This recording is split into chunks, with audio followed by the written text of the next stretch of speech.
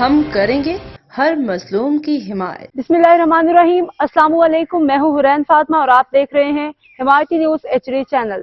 نظر ڈالتے ہیں آج کی اہم خبروں پر۔ کراچی مسلم لیگ نون کے سابق QC چیئرمین کو گولیاں مار کے قتل کر دیا گیا۔ پولیس کا کہنا ہے کہ واقعہ ذاتی دشمنی کا شاخسانہ لگتا ہے۔ تفصیلات کے کراچی کے علاقے بلدیہ ٹاؤن نمبر 7 کے قریب فائرنگ سے ایک شخص جاں بحق ہو گیا۔ مقتول کی شناخت 65 سالہ امان اللہ آفریدی کے نام سے ہوئی۔ پولیس کا کہنا تھا کہ مقتول کا تعلق نون لیگ اور UC 5 عابد آباد سے بلدیاتی الیکشن میں امیدوار تھا۔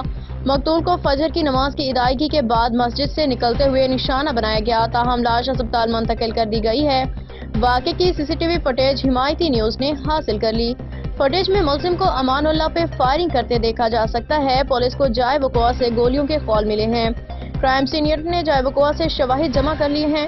پولیس کا کہنا ہے کہ واقعہ ذاتی دشمنی کا شاخسانہ لگتا ہے، تاہم مقتول کے بیٹے نے بتایا کہ ہماری کسی کے ساتھ کوئی دشمنی نہیں۔ احمد دین حمایتی کی رپورٹ۔ اب تک کے لیے اتنا ہی۔ مزید خبروں اور اپڈیٹ سے باخبر رہنے کے لیے دیکھتے رہیں حمایتی نیوز HD چینل۔